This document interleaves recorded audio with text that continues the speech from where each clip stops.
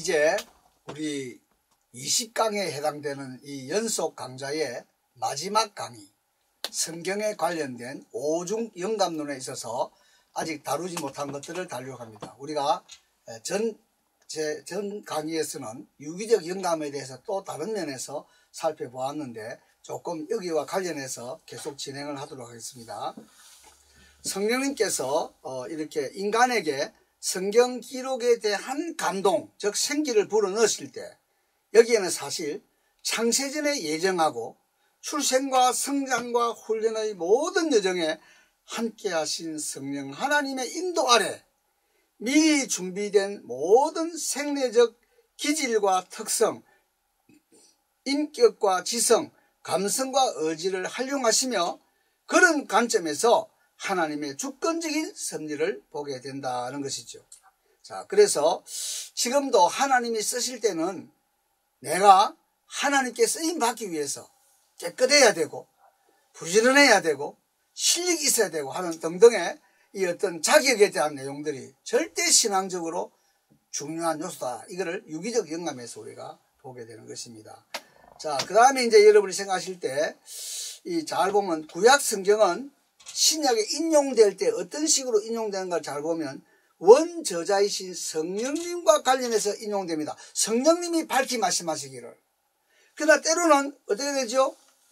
저자에 대한 이야기를 할 수 있습니다. 즉 누가 말하기를, 모세가 말하기를, 다윗이 말하기를. 그래서 이 유기적 영감이라는 게 인용되는 구약에 대한 주체가 누구냐를 가지고도 이해를 할 수 있다. 이렇게 될 수 있겠고요. 자, 그래 여러분이 여기서 뭐 어떤 걸 보게 되는가 하면요. 공간복음, 사복음, 이런 대조관노입니다. 성경을 비슷하게 한 것들은 그냥 따로 읽을 게 아니고 딱 이렇게 칼럼을 만들어서 한꺼번에 딱 보면 실제 일어난 일이 어떻게 일어났나 하는 것을 여러분이 입체적으로 볼 수 있고, 사도 바울 같은 경우는 13서신을 어떻게 하죠? 공간적으로 대조합니다. 자, 에베소서하고 제일 닮은 책이 무슨 책이죠? 골로새서예요. 골로새서. 교회론적인 의미에서. 그래서 여러분이 사도 바울의 서신을 쓰여진 순서대로 이렇게 배열한 책들이 있습니다. 그런데 쓰여진 순서대로 쓰는데 요 내용이 13서신 중에 어디에 있나 하는 것을 쫙 한꺼번에 보도록 하는 이런, 이게 다 우리 유기적 영감에 대한 적용으로서 나오는 것들입니다. 그래서 상당히 성경 공부가 조직적으로 될 수 있는 것이고, 또 구약에 보면은 여기에 역사서가 있어요. 역사서. 역대상 1장부터 시작합니다. 역대상 1장에 나오는 첫 단어가 아담이요. 그 다음에 셋이요. 그 다음에 에노스요. 아무 말이 없이 이름만 탁탁탁탁 적어놨어요. 그래서 구약에 나오는 역사서를 역대상 1장 1절 이하를 가지고 전체를 엮어가는 이런 책도 나와 있습니다. 구약의 대조표입니다. 자, 그래 이런 것들을 보면 유기적 영감의 관점에서 설명할 수 있다. 자, 이거 보세요. 예수님 안에 주시는 이 구원에 대해서는 선지자들이, 이게 너무 중요한 단어죠. 한번 보세요. 연구하고 부지런히 살피고 그 다음에 상고하고. 이게 안 맞는 이야기 아닙니까? 선지자는 하나님의 입인데 뒤통수만 딱 때리면 앞통수로 말이 나와야 되는 거지. 사실은 그랬는데도 불구하고 연구하고 부지런히 살피고 상고하는 이런 인간 측면에서의 수고와 노력이 있었다는 것이죠.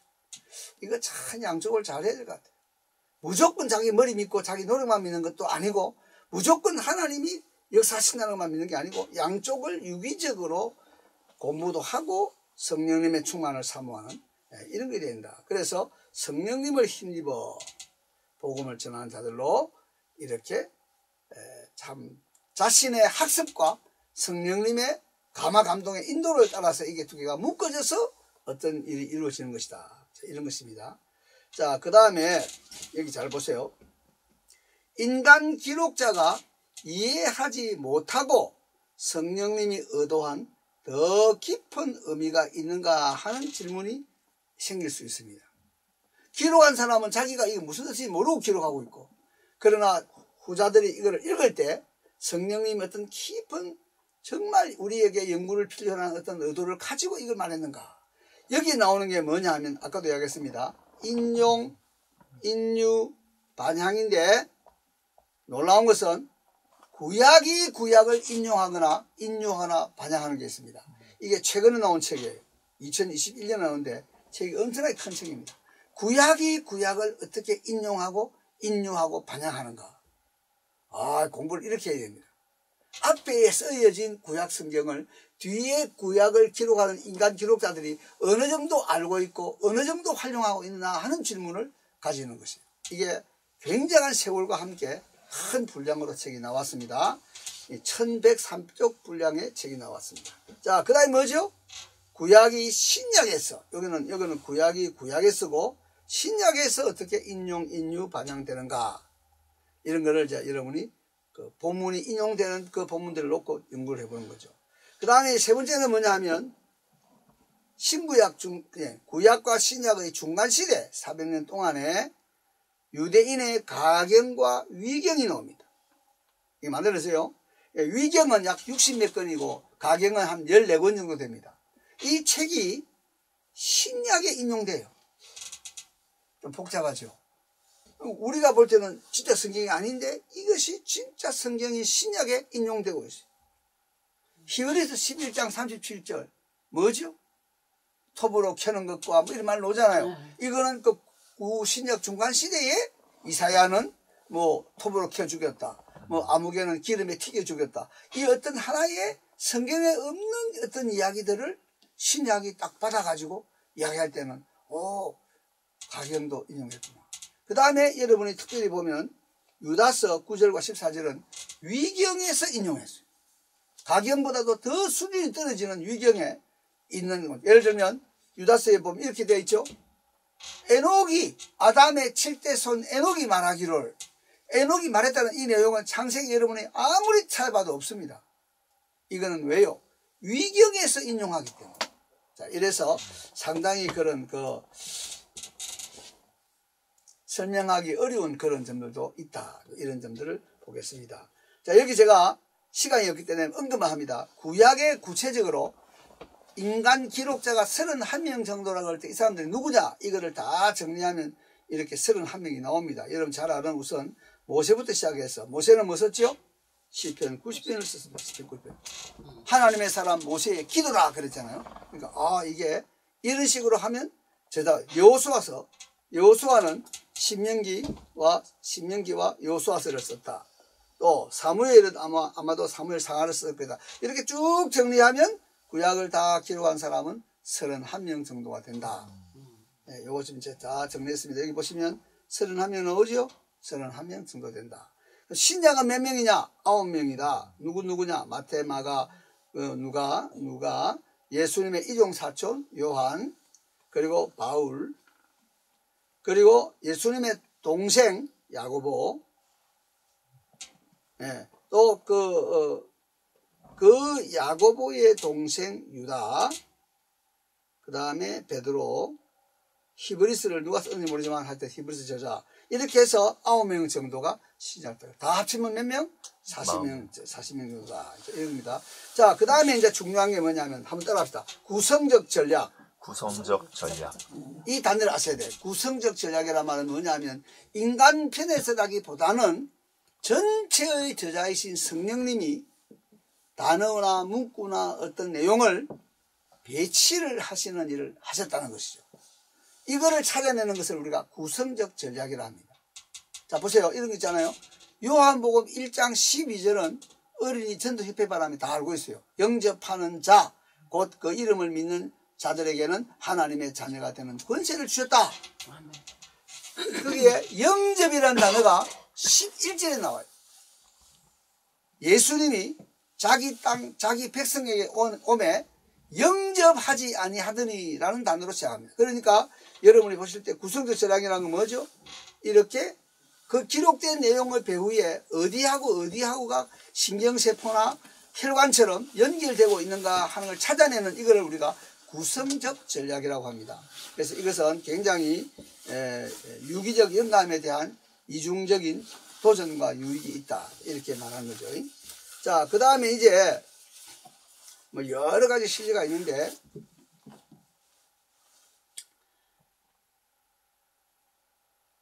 자, 신약의 경우를 한번 보겠습니다. 보면 잘 보세요. 누가의 신학, 요한의 신학, 바울의 신학, 이런 식의 표현은 매우 잘못된 것이다.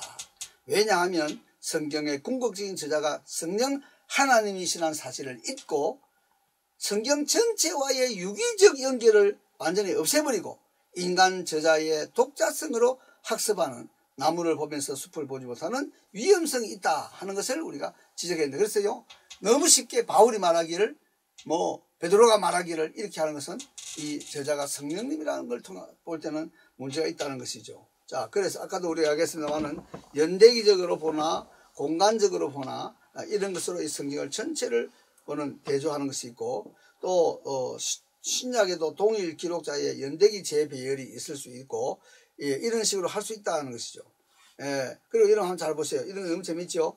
사도 바울이 자기를 가리키는 표현을 다 적어보면요, 초창기의 책일수록 자기에 대한 값이 좀 높습니다. 근데 뒤로 갈수록 자기가 형편없는 자라는 걸 하는데, 제일 최고는 바로 순교 직전에 쓰여진 디모데후서 1장에 디모데후서 1장에 디모데후서 1장에 거의 순교 직전입니다. 자기에 대한 등급이 더 내려가는 거죠. 죄인 중에 괴수입니다. 신앙이 성숙할수록, 배율수가 높아질수록 나는 죄와 악함이 가득하게 찬 사람이다 하는 이런 고백으로 성화 과정의 일반 원리를 볼 수 있다는 것이죠. 자, 그 다음에 이제 우리 유기적 영감은 요만큼 했는데, 여기서 유기적 영감을 한마디로 정리하면 이렇게 얘기할 수 있습니다. 100%의 사람의 책인 동시에 100% 하나님의 책이다. 이게 유기적 영감에서 나올 수 있는 단어입니다. 자, 축자적 영감이 뭐냐? 요거 두 번째인데, 축자란 말은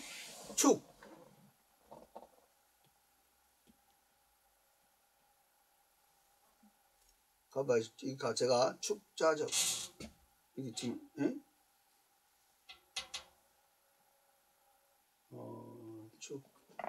제가 지금 잘 못 쓰겠네요. 간선이가 갑자기, 그러니까 글자 한자 한자를 따라서 이 말입니다. 이렇게 해서 이렇게 됩니까? 하여튼요, 축자적 영감입니다. 자, 축자적 영감은 뭐냐면 예수님께서 일정 일액이라도 결코 없어지지 않고 다 이룬다, 이런 말씀에서 시작됩니다. 1점이 뭐냐 하면요, 헬라어의 이오타입니다. 이게 히브리어로 오면 이건 이오타인데, 히브리어로 오면 이게 요드가 돼요. 이게 점입니다. 점. 1획은, 그래서 이 벵겔이라고 하는 우리 경건한 주석가가 이걸 봤어요. 구약에 요드가 몇 개 있나 하면 66,420개가 있는데, 이것이 점까지도 영감되었다. 이게 축자 영감입니다. 자, 그 다음에 획이란 것은 작은 뿌리라고 하는 헬라어로 케라이아인데, 이거는 히브리 알파벳 보시면 이거 한번 보세요.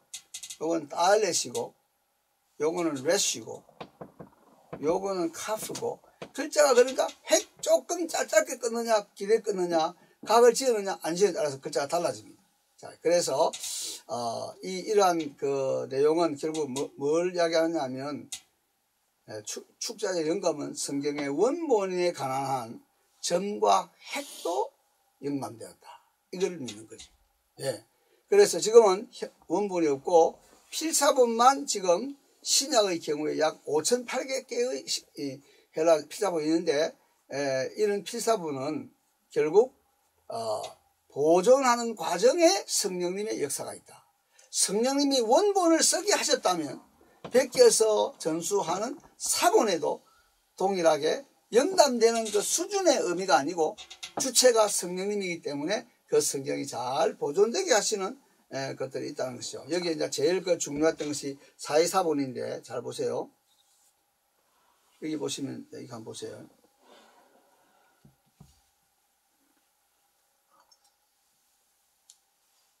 지금 현존하는 성경 중에 창세기부터 유대인식으로 말하면 역대하까지 구약 성경 전체가 베껴진 상태로 보존되어 있는 성경은 주후 1008년에 만들어진 건데, 이게 어딘가 하면 이게 페테스부르, 옛날에는 레닌그라드라 그랬죠. 페테스부르의 그 무신론적인 도서관 안에 지구상에서 제일 오래된 구약 성경이 거기에 있어요. 그런데 보세요. 주전 125년에서 100년경, 그러면 적어도 100,000년이 더 됐죠. 요때 기록됐다고 하는 성경이 발견됐습니다. 이게 뭐냐면 사해사본인데, 우리 사해바다의 쿰란이라는 곳에서 항아리에서 발견되었는데, 여기서 나온 교훈이 뭐냐면요, 오래되었다고 해서 더 진품이 아니다. 흔히 말하기를 반짝거린다 해서 다 금이 아니다.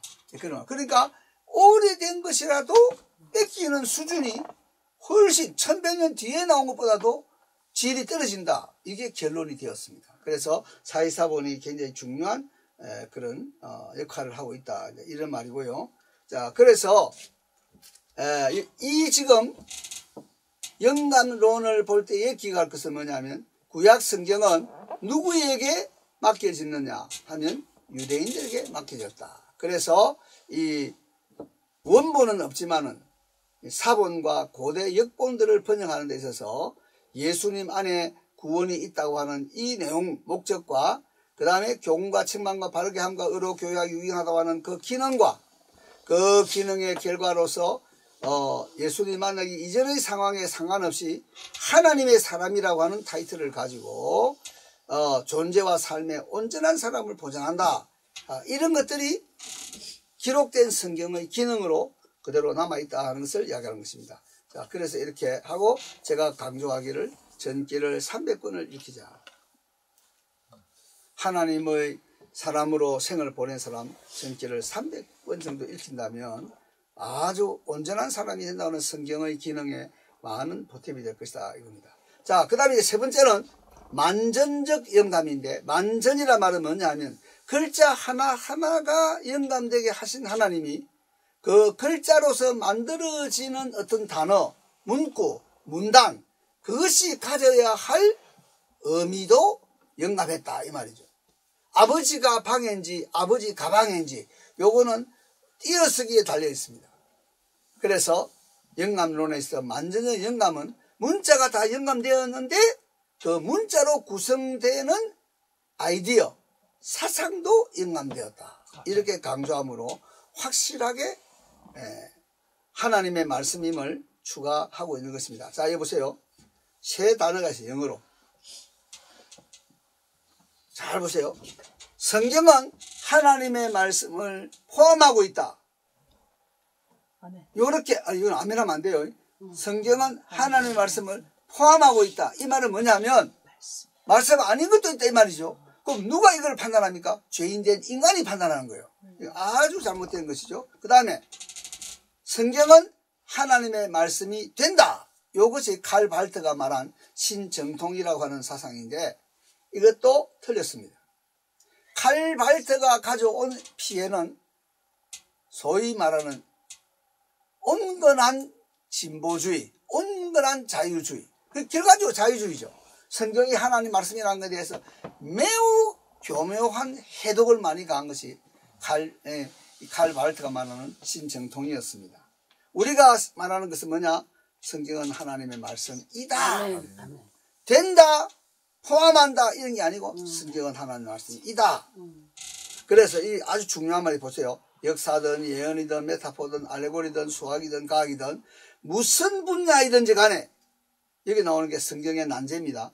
무슨 분야이든 간에 말씀은 하나님의 말씀이고 우리 주 예수를 아는 바 있는 구원의 말씀이요 주 예수를 믿고 배우고 담고 전하게 하는 복된 말씀인 것이다.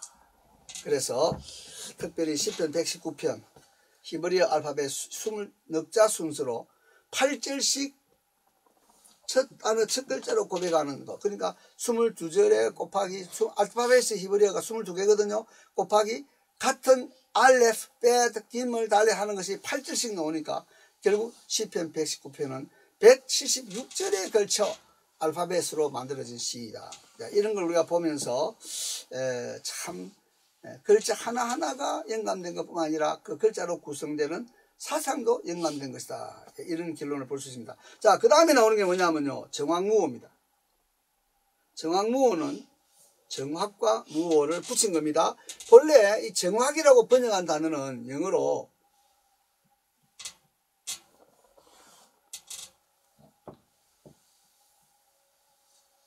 inerrant라고 그래요. inerrant. 그리고 무오란 것은 infallible. 참 어려운 단어인데요. 그러니까 정확을 무류 이렇게 번역하기도 합니다. 오류가 없다는 것이죠. 뭐에 관한 한, 자, 제가 읽을 때 한번 보세요. 정확무오란 용어, 우리나라 말, 하나님의 말씀은 믿음과 생활의 유일한 법칙으로서 정확무오한 것이다. 여기 정확이란 말과 무오란 말을 우리 한국의 신앙 고백에, 장로교 고백에 딱 넣었는데, 이거는 너무나 놀라운 영감교리다 이 말이죠. 그것은 1907년 장대현 평양 그 부흥운동 일어나기 몇 달 전이죠. 1907년에 12신조라는 것이 만들어지고, 그 다음에 총회신조 1항에 항상 나오는 것은 이게 문제입니다. 이거 보세요. 신구약이라는 표현 앞으로 쓰지 마세요. 뭐라고 해야 되죠? 구신약.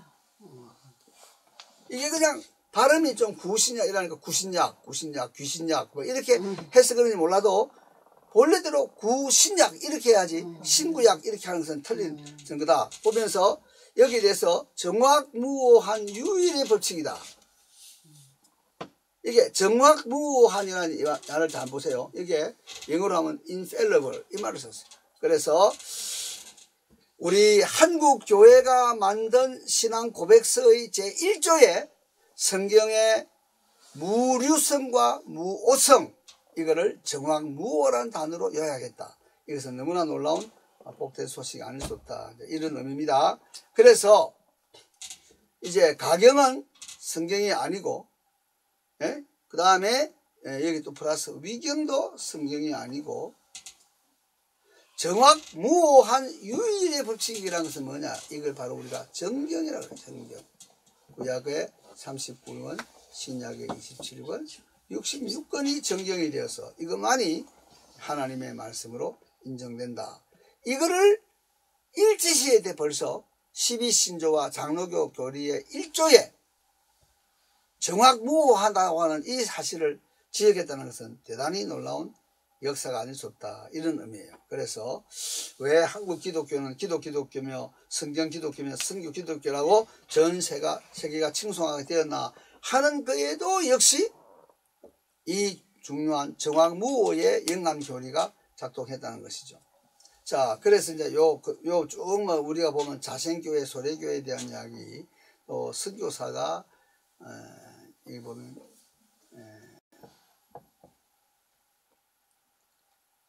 이수정이를 만났어. 누가? 여기 보면 언더우드와 아펜젤러. 언더우드와 아펜젤러는 일본에서 이수정 수신사를 만나가지고 한국말을 배우고, 그가 만들었던 마가복음을 들고 부활절 아침에 인천 제물방에 귀국했다. 그래서 이게 세계 역사에 없는 이야기죠.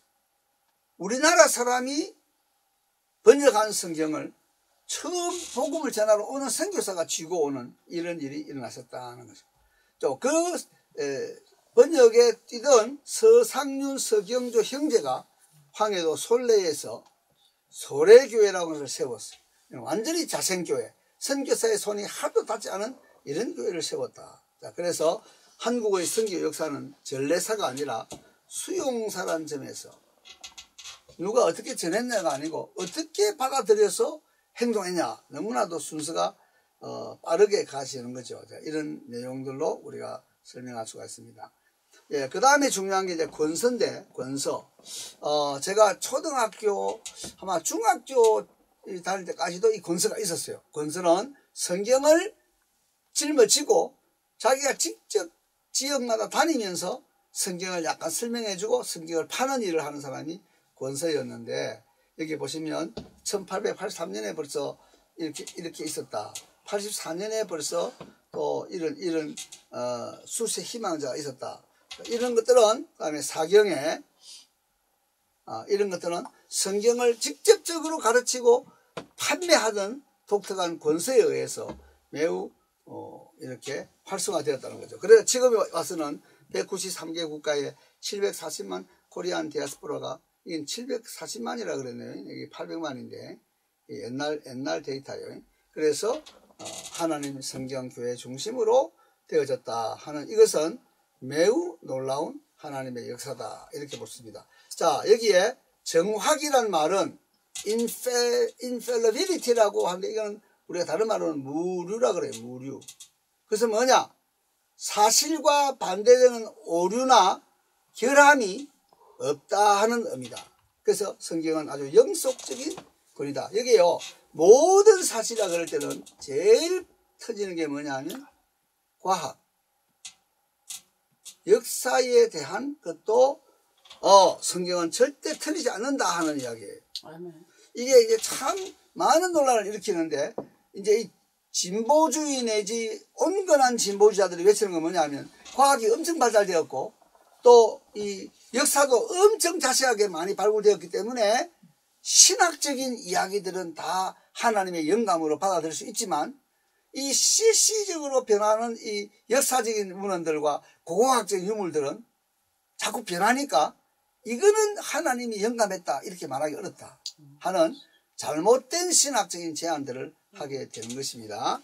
자, 그래서 여기 잘 보세요. 원본은 영감되었지만 사본이, 그러니까 원본이 존재하지 않는다는 이유 때문에 이 가지고 있는 사본이 얼마나 정확하냐 하는 질문을 갖게 되는데, 이것은 결국 하나님이 성경을 만드신 성령님이시기 때문에 원본이 없다고 하는 것이 기독교인의 신앙의 어떤 필수적인 요소에 영향을 끼친다는 것은 우리가 받아들이지 않는다, 이런 말을 이야기하게 된 것입니다.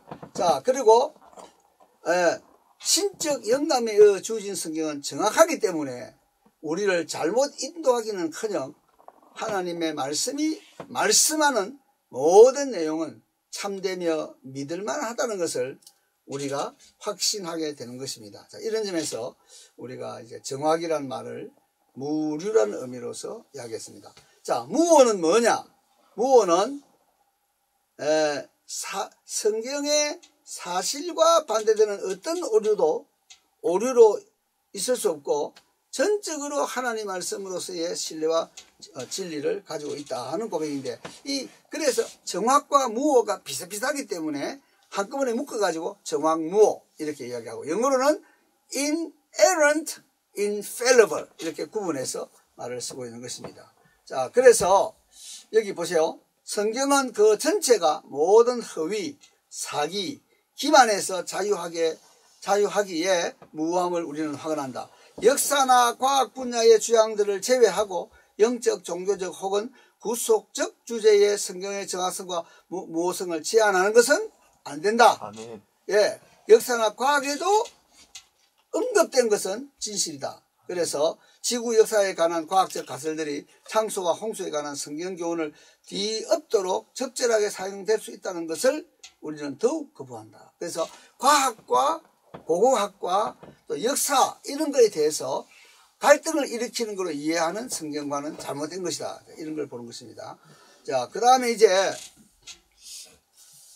정확무호 교리가 왜 그리스도인들에게 사활적인 것이냐? 그것은 하나님은 거짓말할 수 없는 하나님이시고 주 예수님과 사도들이 그렇게 성경은 하나님 말씀으로 정확무호하다는 걸 가르치셨고, 세 번째 2000년 교회 역사의 입장이 또 그러하고, 그 다음에 네 번째는 모든 다른 필수 교리에 이 영감론은 토대가 된다는 사실을 우리에게 보여주고 있기 때문입니다.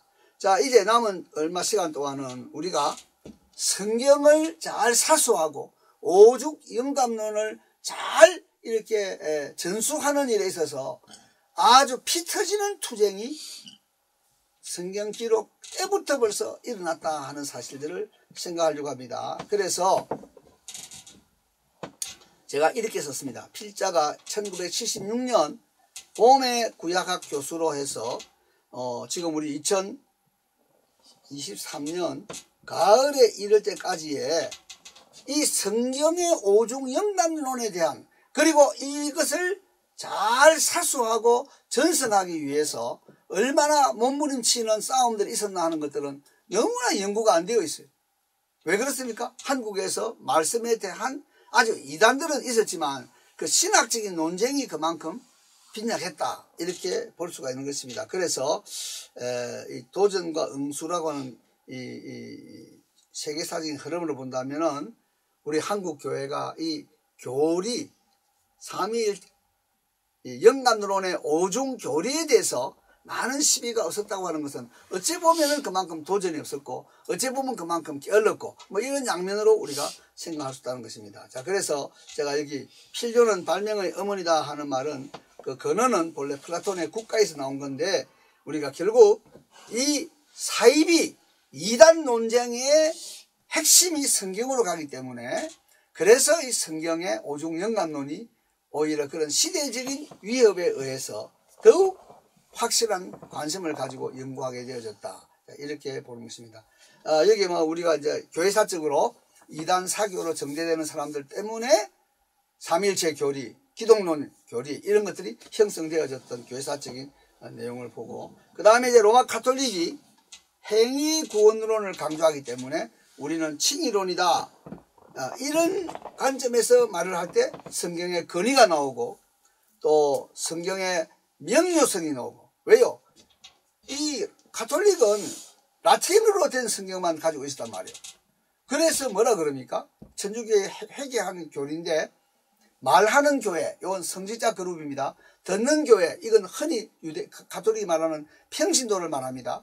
그래서 말하기를 말하는 교회가 있으면 교회가 되는데 듣는 교회만 있다면, 즉 평신도만 있다면 이런 교회가 아니다, 이런 이상한 구조를 가지고 교회론을 말하고 있습니다. 자, 그래서 우리가 이 지금 이야기 속에는 정경이 나오고 가경과 위경이 나오고 영감, 정경, 정경성, 정경화, 원본과 사본, 고대 역본, 구약의 신약 인용, 인유, 반향, 성경 해석 등 전체 성경을 바라보는 많은 논쟁의 불씨가 있다 하는 것을 강조하는 것입니다. 자, 그 다음에 여기 나오는 게요, 벨하우젤이라는 사람인데, 성경을 다룰 때 제일 치명타를 주는 괴상한 아이디어를 낸 사람이 벨하우젤의 문서설이라는 것인데, 그 문서설은 4가지의 독립된 자료로 통해서 성경이 편집된 거다. 이거를 흔히 JEDP라고 하는 문서설로, 즉 모세오경이 모세가 쓴 게 아니고 4가지 문서가 엮어진 것이다. J는 여호와, 하나님 이름 오죠, 여호와. E는 엘로힘, 하나님. D는 신명기. 이 신명기만이 아니고 신명기 학파라 그래가지고 신명기, 여호수아, 사사기, 사무엘 상하, 열왕기 상하, 이게 모든 것이 신명기적인 역사가에 의해서 만들어진 하나의 흐름이다, 이런 가설을 놓는 거고, P는 바로 포로 귀환에서 돌아온 제사장들의 문서다. 자, 이렇게 해서 이 성경을 갈갈이 찢었어. 저 72년도에 제가 신학대학원 들어갔는데 미국에 제가 77년에 갔고요. 미국이나 한국이 모세오경에 주는 과제물이 뭐냐, 참 웃기는 거예요. 쓰레기 같은 과제물인데 색깔 있는 펜 연필을 여기에 4개를 걸고 창세기 1장부터 J는 이런 색, 또 아까 말한 E는 이런 색, D 과제물이 뭐냐면 4가지 색깔로 쫙 칠하고 그 다음에 같은 색깔끼리 읽어라. 그게 본래 성경이 4가지 자료를 가지고 엮은 성경이다. 그러니까 완전히 성경이 깽판이 돼버리죠. 흐름이 완전히 다 깨지잖아요. 제일 중요한 게 창세기 1장 1절부터 2장 4절 하반절까지, 1장 1절부터 2장 4절 하반절까지가 뭐냐, 이게 피문서예요. 그래, 여러분은 지금 성경을 딱 읽는데 이 친구들의 학설대로 하면 제일 늦게 쓰여진 문서가 제일 성경 앞에 있다. 진짜 마귀는 헷갈리는 겁니다. 이 쓸데없는 이런 쓰레기 같은 공부를 한 학기 내내 하는 거예요. 과제물은 뭐라고? 색깔 펜 4개 가지고 칠해라. 뭐가 J이고 뭐가 D이고 뭐가 E고 뭐가 P인지. 자, 이런 식의 공부를 했었다 하는 것이고, 자, 그 다음에 이 투쟁이 실제로 보면 미국하고 그 다음에 기타 지역과 한국 지역이 있어요. 이 성경의 오중 영감론에 대한 투쟁이 제일 심하게 일어난 지역을 딱 지정한다면 그게 바로 프린스턴 신학교와 웨스트민스터 신학교.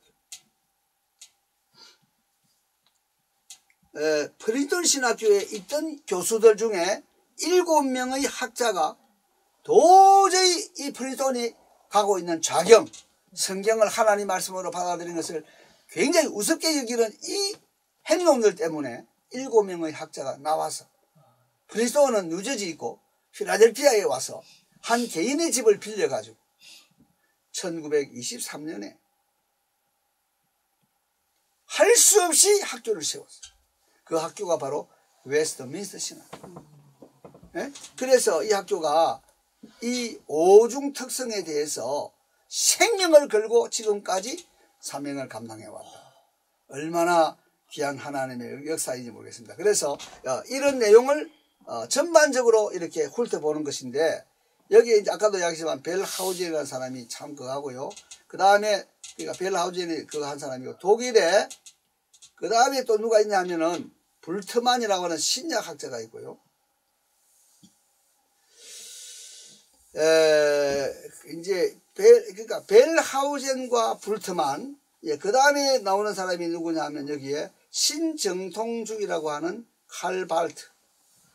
그러니까 여러분이 다 몰라도 이 한때 이 세상과 신학교를 지배했던 사람은 성경관이 제대로 되지 않은 벨하우젠, 불트만, 칼바르트. 다 독일 계통이에요. 물론 칼바르트가 스위스에서 일을 했지만은 마지막은 독일입니다. 그래서 여러분이 이 교사를 읽어보면요, 1920년대 요 논쟁이 많을 때 20년대에는 일단 학자가 되려고 그러면 독일로 가야 돼. 자, 뭐 복음주의자든 진보주의자든 무조건 독일로 가야 돼. 독일에 있는 모든 학자들은 성경을 파괴하는 이론을 갖고 있었기 때문에 거기에 들어가면 다 독수사 맞고 죽는 거예요. 근데 그 중에 하나님 은혜로 독수사를 학교에서 맞고 집에 와서는 해독주사 놓는 사람이, 나도 그렇게 유대인 학교에 그랬지만, 그 사람이 바로 제이 그레샴 메이천이라고 하는 웨스트민스터 학교를 세운 훌륭한 신학자입니다. 이 사람의 헬라어 무브책은 아직도 쓰임받고 있는데, 여러분 이 흐름을 보면 진보주의 쪽에도 아주 학문적으로 뛰어났다고 말하는 사람들의 흐름이 연결되어 있었고, 또 이쪽에는 하나님이 특별히 쓰시는 학자들인데 다 독일에서 공부를 하고 다 정말 학자인데 오중 영감론을 끝까지 붙들고 나와서 웨스트민스터를 세웠다 이 말이에요. 자, 그래서 여기 여러분 보시면 뭐 에밀 브룬너, 여러분들 폴 틸릭, 리차드 니버, 라이놀드 니버, 이 사람들이 뭐죠? 신정통주의라고 하는 잘못된 교리로 이렇게 목회자를 양성하는 이런 일이 있다. 이 흐름에서 나온 게 뭐죠? 바로 동성애, 동성혼, 이런 도무지 성경이 용납하지 않는 것들을 용납하는 방향으로 나가는 일이 일어나게 된 것이에요. 자, 그래서 여기 제가 지금 특별히 좀 이야기를 하고 싶었던 것은요, 여기 보세요. 우리 한국의 평택대학교, 옛날에는 이것이 피어슨 성경기념학원인데, 여기에 침례교 최초 선교사 펜윅이라는 사람이 굉장히 미국에서의 그 복음의 오중 영감론에 관련된 이런 걸 잘 습득해 가지고 한국에 와서, 그래도 한국 교회가 복음주의, 보수주의로 가게 되는 배경에는 성경의 오중 영감론에 대해서 보다 더 수호하고 옹호하는 사람들이 많이 대중을 이뤘기 때문에 오늘 여기까지 있습니다. 한국에서는 성경은 하나님 말씀을 포함하고 있다, 성경은 하나님 말씀이 된다 이랬다가는 장사 못합니다. 여기서는 목회가 안 돼요. 하나님의 은혜입니다 이게. 그래서 성경대로 가야 된다. 그것은 이렇게 유기적이고 또 축자적이고 만전적이고 정황무라고 하는 이 5가지 단어를 가지고 만들게 되었다 하는 것입니다. 자, 그 다음에 이제 여기 보시면 제가 특별히 1910년에서 20년대에 미국에 이런 논쟁이 있었습니다. 있을 때 여기에 가장 중요한 것이 나야가라 신조라 그러는데요, 14개 조항으로 오중 영감론을 지지하는 이런 운동이 일어났었습니다. 그래서 이게 보시면 독일에서 배운 대로 성경의 오류를 주장하는 총회, 이런 사람들을 처음에는 출교시켰어요. 왜냐하면 이게 건전한 사람들이 주축을 이루고 있으니까. 그러나 갈수록 이제 이것이 점점 달라져서 여기 보면 5가지를 이렇게 이야기했는데, 모세는 오경의 저자가 아니며 이사야는 두 번째 후반부의 저자가 아니다, 이런 해괴망측한 이야기들, 성경의 원본에 오류들이 존재할 수 있다, 이런 거, 구약의 예언은 역사에 의해서 뒤집혀졌고, 즉 역사에 안 맞았다 이 말이죠. 메시아 예언의 많은 부분은 성취되지도 않았고 될 수도 없었다, 이런 식으로 성경의 권위를 이렇게 파괴하는 일들이 일어났다. 여기에 대표적인 학교가 뉴욕에 있는 유니온 신학교입니다. 그래서 여러분이요, 이 교회사를 배우면은 어디서 누구한테 배우느냐에 따라서 인생이 그냥 망치느냐 살리느냐가 달려있다, 이런 걸 여러분이 볼 수 있는 것이죠. 그래서 자 보세요. 웨슬리 신앙 고백서가 말하는 이 5가지 근본 교리, 이거 아주 중요하죠. 영감론에 5가지가 있다면 복음주의라고 하는 것에 5가지 교리가 있다. 첫째가 뭐죠? 성경은 절대 오류가 없다. 둘째는 예수님은 절대 동정년을 통해서 출생하셨다. 셋째는 예수님이 우리 죄를 대신해서 값을 지불하시고 십자가에 죽으셨다. 넷째는 예수님이 육체적으로 다시 사셨다. 5번째, 예수님의 기적들은 실제로 일어난 것이다. 이런 걸 가지고 이게 복음주의 신학이고, 또 이거를 1910년대 20년대 이야기로 한다면 근본주의다. 이 근본주의라는 단어가 매우 부정적으로 쓰이고 있습니다만은 실제는 이런 의미다 하는 것이에요. 자, 그 정도 하고요. 자, 그 다음에 이제 여기 프린스톤에 대한 그 장로교가 PCUSA거든요. 그러니까 지금 미국에서 장로교 중에 제일 큰 장로교가 PCUSA인데, 이 사람들이 바로 흐름은 신정통 칼발트의 흐름으로 갔기 때문에 동성애의 사상을 인정하고 동성애의 목회자를 목사로 양성하는 이런 해괴망측한 결과로 지금까지 서 있다, 이런 것이에요. 자, 그래서 이런 걸 보면서 이제 여기에 아주 중요한 것이 하나 있는데 보세요. 웨스트민스터 신학교가 어떻게 탄생하고 발전했나, 이런 것이 다 교리 논쟁에 일어나는 이야기인데, 여기 제가 여러분한테 특별히 하나 말씀드리고 싶은 건 뭐냐면 이겁니다.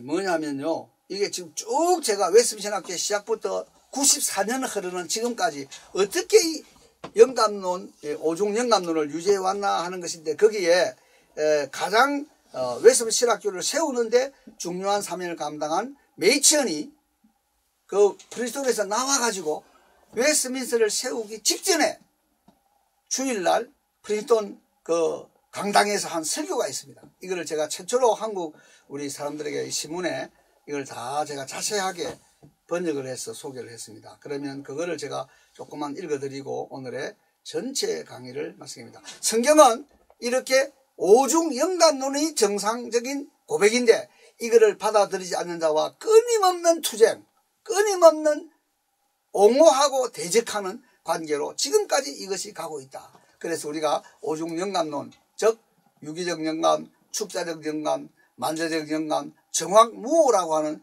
이 개념이 얼마나 성경이 하나님의 말씀이며 우리를 정말 변화시키는 유일한 하나님 말씀인가, 이런 관점에서 크게 역사가 되는 것입니다. 이게 제가 다 뭐 하는 이야기들은 생략하고요. 여기 이제 보시면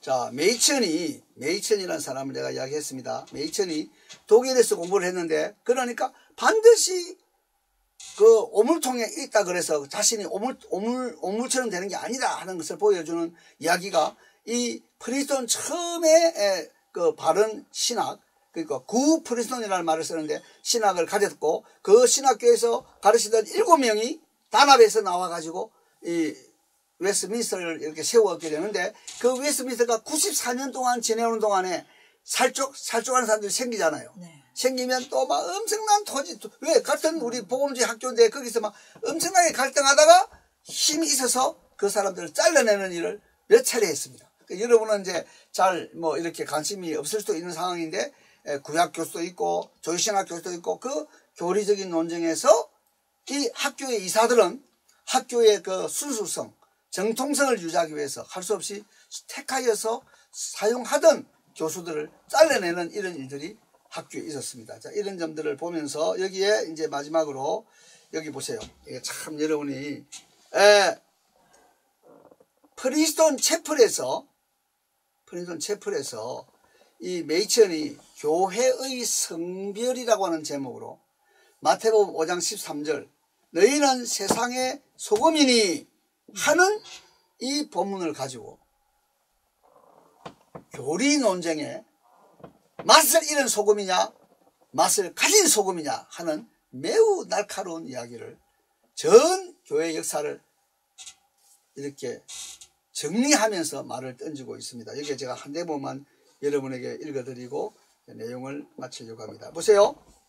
이 본문은 즉 소금이 그 맛을 잃으면 무엇으로 짜게 하리요?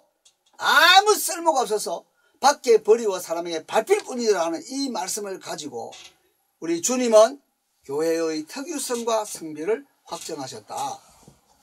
교회와 세상 사이에 즉 성경에 대한 관점이 들어가 있죠.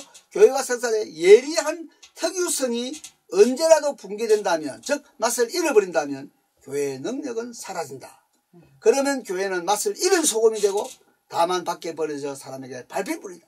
그래서 이렇게 동성애를 인정하고 동성혼을 인정하고 이런 사람들이 목사가 되고 이런 길을 걸어가면 맛이 없고 쓸데없어서 밟히는 핍박의 자리로 교회가 나가게 된다. 이거를 아예 생기기도 전에 예언적으로 내다보고 지금 말씀을 한 겁니다. 자, 그래 한번 보세요. 이 위대한 원리, 즉 소금이 맛을 잃으면 아무 쓸데가 없어서 밖에 버리워서 밟힐 수밖에 없다는 이거는 교회 역사의 전체 속에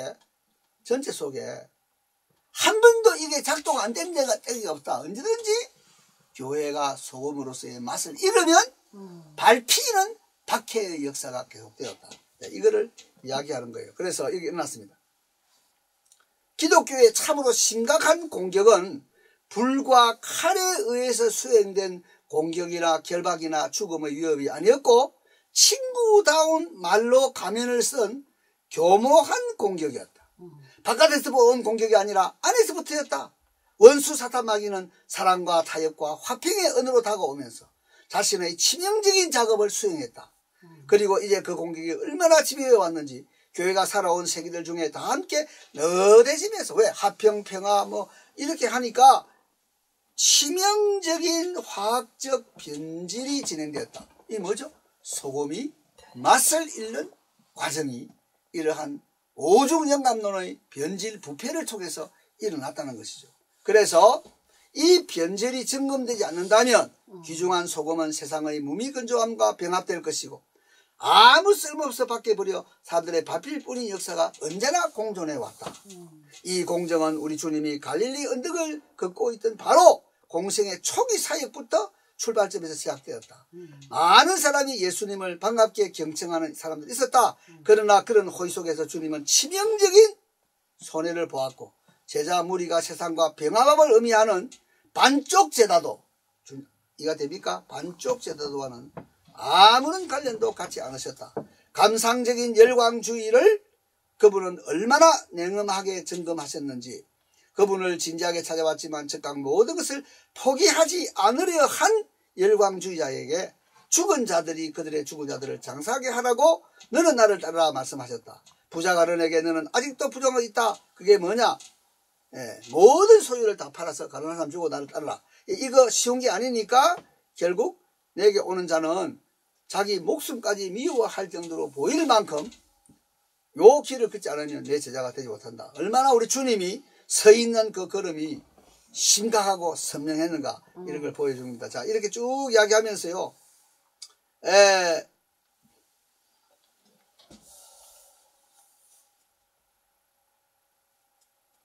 여기 보시면 이런 아주 놀라운 말씀이요. 한 대목 읽고 제가 정리하고 마치겠습니다.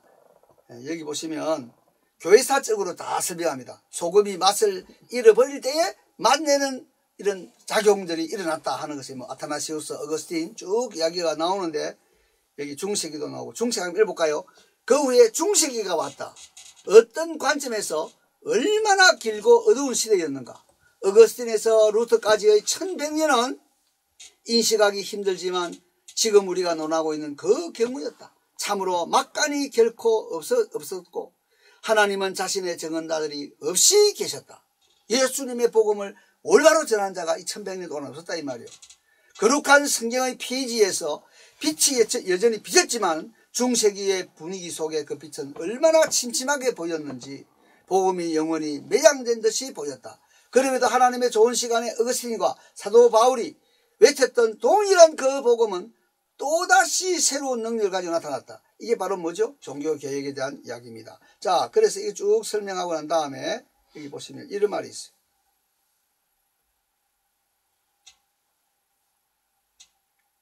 이 설교가요, 이 놀라운 예언적 설교는 구 프린스턴 새 웨스트민스터 신학교, 요 말을 잘 이해하세요. 구 프린스턴 새 웨스트민스터 신학교로 이어지는 적어도 200년 이상의 꽤나 긴 성경의 오중 영감론에 대한 투쟁과 그 결과물을 우리 앞에 전시한다.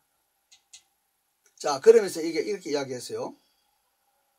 주님의 재림이 참으로 임박한 21세기 마지막 시대 우주적인 개인들, 이건 제가 말하는 겁니다. 살고 있는 우리들에게 이 한편의 설교는 마치 성령님이 교회들에게 하시는 말씀들을 귀 있는 자는 들을지어다 라는 성령님의 권면과 경고를 따라 영적 하루살이를 사는 우리들에게 청중 독자의 결단과 순응을 촉구하는 소망의 메시지로 우뚝 서 있는 것이다. 자, 그러면서 여기 이런 말이 있습니다. 예수님의 적은 약물이, 우리 여기 계시는